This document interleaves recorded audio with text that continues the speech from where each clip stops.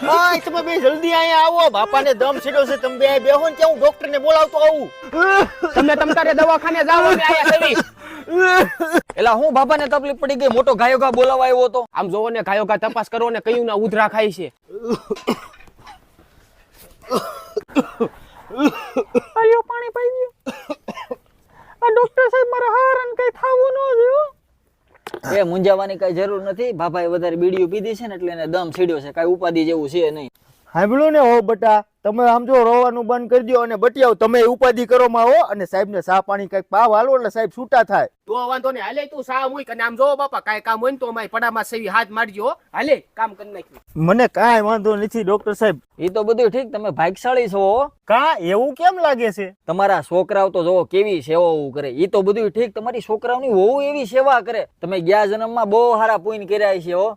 એવું કઈ છે નહીં ડોક્ટર સાહેબ.